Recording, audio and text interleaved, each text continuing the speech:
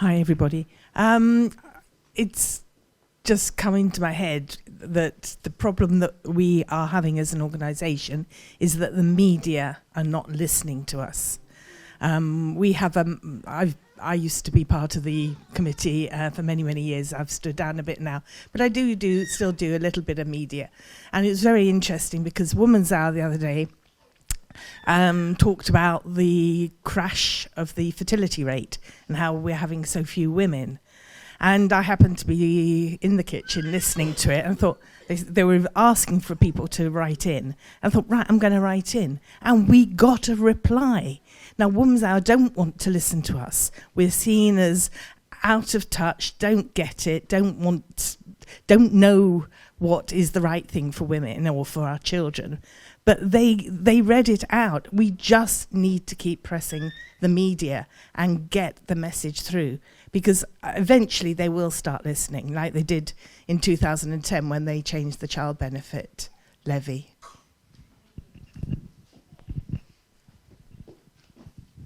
Hi, thank you all. And I was really interested in all the sort of data and the interviews you had about women wanting to spend more time at home, particularly with their sort of preschool age children. And I've got 3 children, aged 4, 2 and 7 months. And I sort of, you hear about all this sort of first 1,000 days and things. And I sort of naively assumed that when my daughter started reception this year, that I would sort of be a bit redundant almost in her life.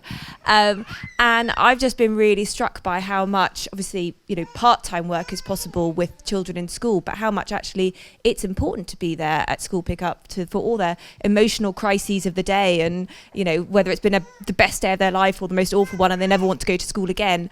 And I just wondered whether there was any sort of data or interviews and things around that, around school-age children and what mothers want there.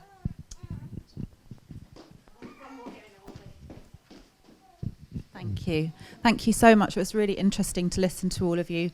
And I was just wanting to pick up on what you said about maternal guilt. My mum, and I was also going to say, yes, my children are starting university and I still need to be there. But yeah, my mum was an 80s, have it all, feminist, career as a doctor, and 2 children. And me and my sister paid a very high price for that. I had to pick her up age 9, walk home on my own from school, pick her up from the childminders, take her home to an empty house. She was 5 and I was 9. So there was a lot of neglect, and certainly emotional neglect as well. But that was kind of considered acceptable in the 80s, I think. And that's kind of circle has carried on, because that detachment that she had from mothering, that loss of mothering skill, has continued with me and my children. So she wasn't able to be there for me as a new mum. And so although I had so many positive experiences as a mother, kind of remothering myself as well, the background atmosphere was one of kind of high stress, exhaustion, isolation, and all of those things that you were talking about, the mum's feedback gave. So I just wondered if there's the voices of these children who've been in childcare for, 12 hours a day or whatever it is. Are we hearing from them? Because I'm certainly quite outspoken about my experiences, but I haven't heard anyone else talking about it, and they might be quite a persuasive group of people as well. If we just start with a media question, Ellie, I don't know if I can't remember who I was speaking to, but someone had a report on childcare and they said they tried to get it through to one of the media. I think it was, I can't remember, Telegraph or something. And they said, no, they're only interested in childcare and wouldn't let them report it. But I don't know if you've had any. Yeah, that wasn't us, but yeah, we have actually, struggled to get media publicity for our report. And I'm sure, as many of you are aware, most of what you'd read in the newspapers is about how childcare is a burden. I read one just from a few days ago where a mum said, and I'm quoting here, she said she was devastated that she had to spend time with her children in the early years, and that she couldn't afford to go back to work. And obviously, she wants to go back to work. That's obviously her choice. But I just really feel for that child who might grow up and read that in the Telegraph, that her mum said that she was devastated to be at home. And I just don't think that's representative of, it's definitely not representative of the mums we spoke to. But they spoke to 3 mums in this article, and that was the consensus really. And I don't feel like it's the consensus of most mums. but I don't think their voices are being heard. But I know you do have a lot more media experience, so I'm sure you have more to say on this. I think it's probably about the focus of what the issues are. And for me, what comes to the fore is that I was talking to an MP the other day, and we were discussing how a 12-year-old didn't kill a child but stabbed another child. And we were going through the history of that child and the upbringing of that child, and it was neglect, neglect, neglect, neglect. That 12-year-old was a 2-year-old. And I sort of come back to that point, I suppose, that we need to have a society that feels like it has longevity.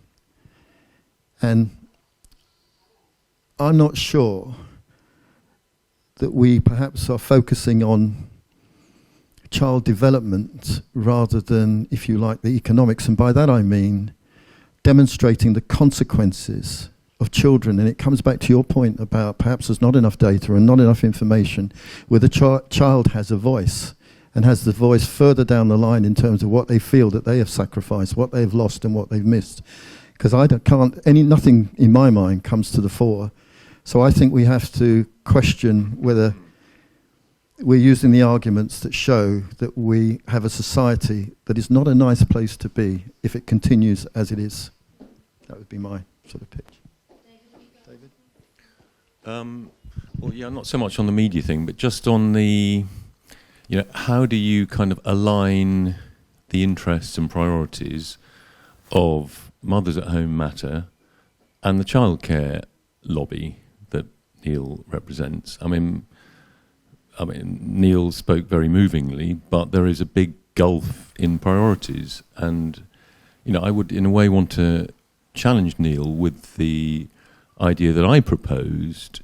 If you think mothers at home do matter, then would you be in favour of giving the £9 billion of childcare subsidy, which is currently top-down, very statist?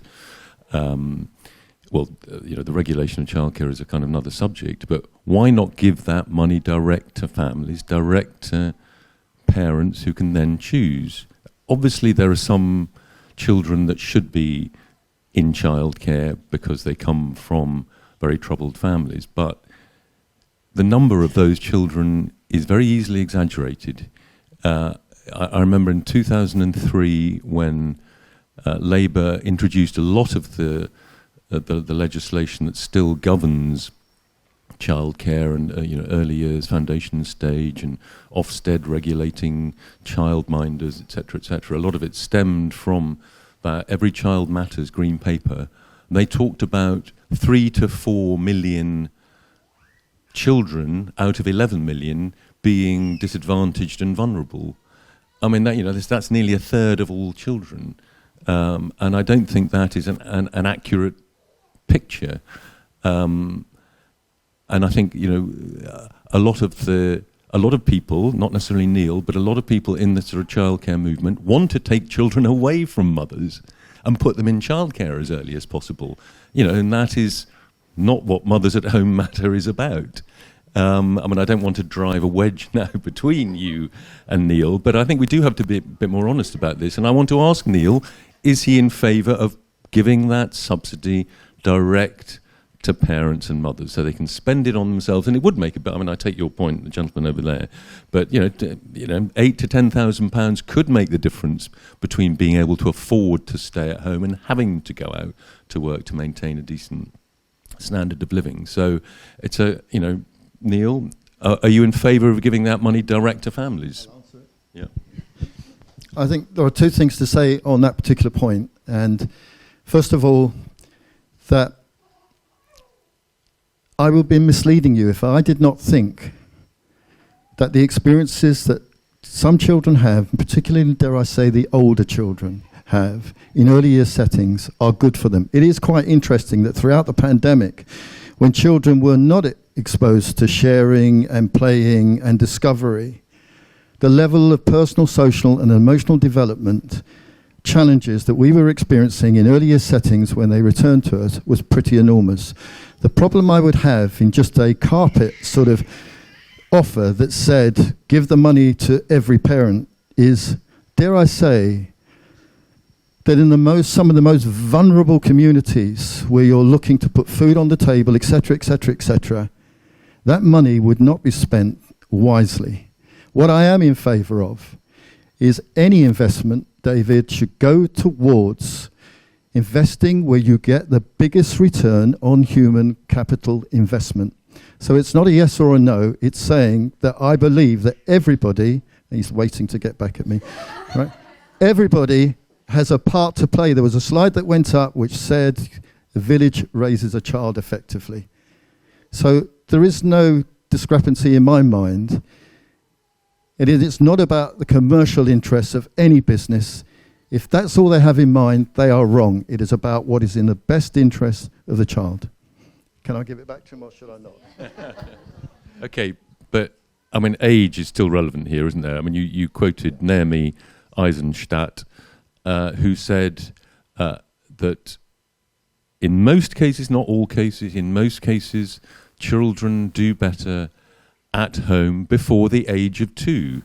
You know, we're about to subsidise hundreds of millions of pounds are going to be spent on children as young as 9 months. I mean, should you not speak out against that? I mean, as a unit, look, it's not beyond the wit of man to invent a system in which giving that £9 billion of subsidy direct to parents is monitored in such a way that parents who shouldn't receive it don't receive it. I mean, you know, we have whole apparatuses of social workers and, you know, the families where it's going to be dangerous for the child to remain in the family.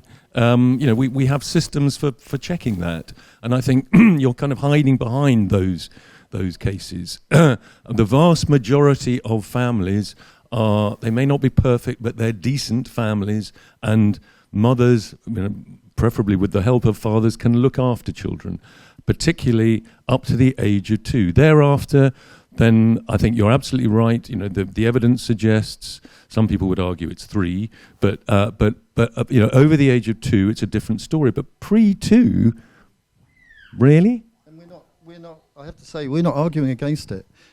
I've said where the biggest return on capital, in terms of human capital, is where you would invest. So we are the organisation that have stepped outside and said that this is a back-to-work agenda and is not in the best interest of the child. So I disagree with you entirely. We are not promoting in any way whatsoever that 9-month-old children should be prioritised so their parents can go back to work. The complete reverse of that. There is no ambiguity in my mind whatsoever.